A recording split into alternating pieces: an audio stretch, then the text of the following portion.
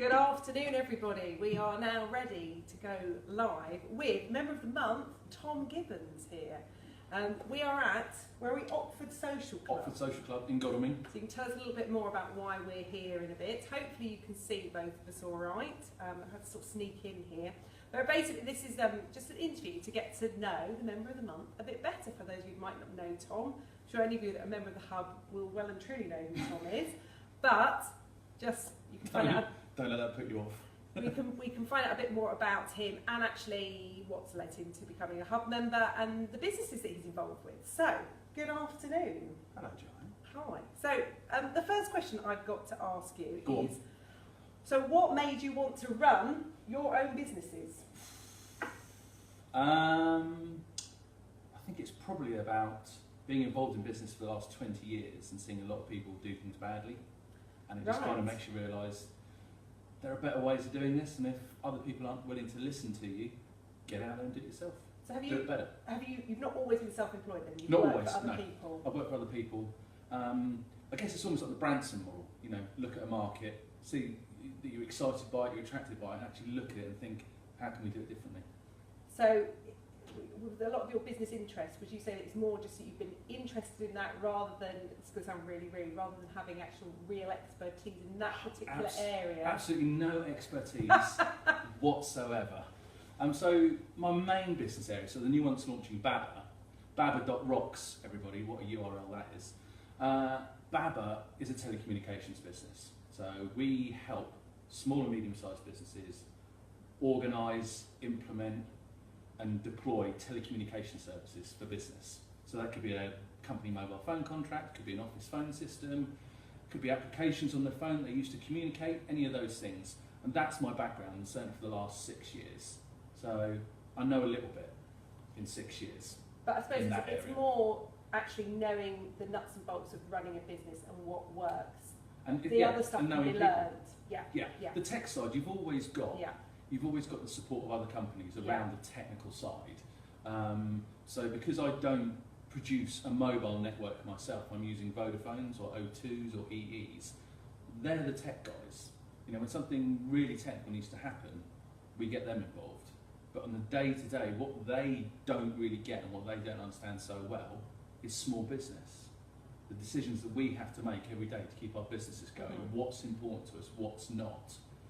The idea that we can't get hold of a customer and therefore can't invoice them that day and therefore have to wait another 7 days for payment to a big multinational, it's not a problem. What's the problem in waiting 7 days for £5 grand? Well, for us it's a big problem. So I suppose you're sort of acting as somebody that knows small business, a more approachable face to come to somebody like you than to go direct to one of these big companies. Absolutely. So you sort of get the idea that you will understand a bit more. We're like an outsourced IT provider, but we focus on telecommunications as opposed to IT. Yeah. Okay. Good stuff. It sounds, it sounds really useful, and as you say, it's going to be more of an attractive proposition for small businesses to get in contact with you. So, who has been your biggest influence in sort of your working career? In my working career, I don't know. I've never had one big influence. Nobody in my family was self-employed. You know, nobody. Actually, no. Tell a lie. My granddad was self-employed, but nobody took self-employment beyond just working for themselves. You know, I have dreams and goals that involve a bigger company and building a legacy, and nobody's done that. So there's nobody in my family that's done that. But loads of people have influenced me through business. I read something the other day about, I forget who said it, but they said I don't have one mentor, I have hundreds. And that kind of applies to me. Throughout 20 years working various different sales and business development roles, I picked up lots from everybody else. So everything that I talk about now with Tatanka Consulting, or sales and business development consultancy, none of it's new, none of it's fresh. It's just pulling bits and pieces together from other people. And it has the unique Thom spin on it as well. It does, yeah. There is that, No, that's good. Yeah, I suppose it is. It's always sort of like just being influenced by it. It can be the smallest thing sometimes that somebody will say that actually really connects and clicks. It could have been a sales director that I had at Michael Page. I worked in recruitment. That was the angle that I kind of got to telecoms in the end. And he would always say to me, Thom, whatever you're doing in a sales process, control the controllables. Make sure you are on top of what you can influence. And and everything else, don't worry about it. You can't impact it, so don't waste your energy in doing I so. suppose that's the thing through life, isn't it, really? Worry Yep. about stuff you can change. But so what is the best bit of advice that you have ever been given? That That was pretty good. Kind of, yeah. So yeah, that one's pretty good. I'm trying to think of. There's been so much. There's been so much around sales process and customer journeys. Audi, funny enough, I worked for Audi for quite a time, and they, in the early noughties, they invested a lot of money into understanding customer buying processes. So we had a lot of intensive courses about customer satisfaction and customer emotional journeys and all that sort of stuff. So some of the stuff in that was really, really key, that every business, every transaction, every sale has a transaction element to it, but don't let that overtake what it is that you do, because what you do is rarely a transaction. There's so much more emotion involved in it than just handing over money. Yeah, and I think when you do just become focused just on that sale, you sort of lose sight exactly of what it is you're doing and why you want that sale, you know, what is that for? And why you do what you do. Yeah. Your customers have to buy into that, you know, the old Simon Sinek style with the why. Yeah. You know, your customers really buy into why you do what you do. Okay. So, what would be your one bit of advice to somebody starting out in business? If you're going to tell them one thing, what would it be? Somebody just about to start out in business, I'd say, do it yesterday. Okay. I delayed. Yeah. I waited. I wasn't sure if I was ready and all those sort of things. I should have done it 3 years ago, because I would have. Have you seen that quote that Hugh Laurie? I often see it on the internet and stuff. That he was saying that, you know, we spend most of our life being ready for certain things, and the truth is we're never ready for anything. It's like having a baby. Exactly. Yeah. If you wait until you're ready to have kids, you'll never trust us. If you don't have kids, you'll never be ready. We know. Okay, that's good. I like that. What is the biggest business mistake you have made? Again, linked to that, not just going with my gut feeling. With an opportunity about 4 years ago, thinking that I wasn't ready, not believing in myself enough. Yeah.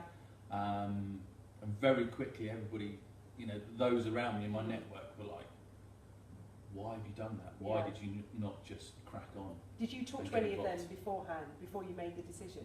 I did, and everybody was supportive, and people would say, "Just do it, get on and do it." Yeah. But I still had those insecurities. I had those little things. Oh, I'm not sure. But you reckon that gut feeling is actually very important in a lot of the decisions. I mean, obviously weighing. Yeah, because what's the worst that can happen? Yeah. No, it's true. true. We had a good chat today about fear and business confidence. What is the worst that can happen? Yeah. Just give it a go. Get stuck in. Yeah, you can always change things along the way, and there's always a way out as well. I think this is the thing. I think we all sort of one-way ticket to Tahiti. That's a good way out. Yeah. Yeah, good stuff. Right, where are we up to? I've lost my place. Oh, hang on, here we are. Oh. So what, in terms of flipping it over, we've had mistakes. So what would you consider to be the greatest success or achievement that you've had so far? There must be daily ones. Oh, they're all the time. Daily wins. Winning every day. I suppose that's important as well, isn't it, actually, at the end of the day, to look, there will always be something that you've done that actually is an achievement. If you want to maintain, you know, a positive mindset and real confidence in what you do, they don't have to be huge successes. No. They just have to be successes. So, you know, there've been big ones along the way. You know, just getting started, just making that jump a year ago and saying, actually, I am better off on my own doing that. That's probably my biggest one so far. It's only probably about a year old. But there can be small ones every day where you make a customer smile, or you can see the weight lifting off their shoulders as what you do takes that pain away from them. And even then, you just think, I've done a really good job today. Yeah, I think sometimes we don't really realise just the impact that what you actually do can have on a customer. We take it for granted that we are good at what we do, but actually for somebody else, that is a massive thing. Yeah, when they really, find really somebody they can trust and that actually is doing a good job for them, it's a huge You can thing. do the most simplest of tasks that you think everybody knows that, and you do it for them. They're like, wow, it's amazing. Yeah. And I've got a final question. So you have got 50 quid, okay? Literally, that's all you've got in the business account. No prospect of anything else coming in at that time. What would you spend that last 50 quid on in your business? phone all your business buddies up, and get to the bar. And just buy them all a drink. Just buy them all a drink. Excellent. That's it. And as we're in a social club, yeah. so tell everybody why we're in Oxford Social Club, because they're probably thinking, what on earth are they doing? Right. Yeah, so as well as Babba and Tatanka Consulting, so Tatanka Consulting represents a lot of other businesses in the area. So we have a firm of electricians we represent called Tripped Out Electrical, courier company called Kingsdown Courier Services, Apps in the Sky. There are 3 main clients at the moment. As when I'm not doing stuff for all of them, JF Marquees. Don't forget, oh my goodness, James, if you're watching. Oh no, just whip him Trafalgar and JF Marquees of Cobham and Petworth. Yeah, he'd kick my backside for that. When I'm not doing all of that, I do a couple of other things. So I sit on the board of the Surrey Chamber of Commerce, so I give my time up to do that. That's a voluntary thing. And my other voluntary role is here. So this is a social club that's been on the site here for 70 years. As of next year, has about 300 members. It's fighting against the tide of social clubs and pubs that are really struggling and have been for years, and legislation coming in and all these rules and regulations that make it really tough to survive. So I give my time up here to just guide them from a business point of view.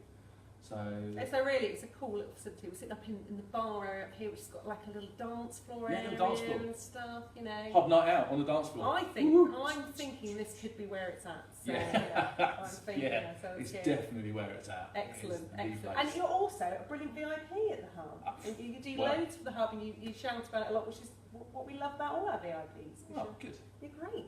Thank you very much for that. No this problem. week there is also a blog going out which has even more in-depth questions for Thom Gibbons here. So look out for that going out. Members, you will obviously get a newsletter about that as well, but it'll also be across our social media channels. So that's like one of our hub members, our member of the month. We'll look at doing this each month as our members of the month change. Thank you very much for watching.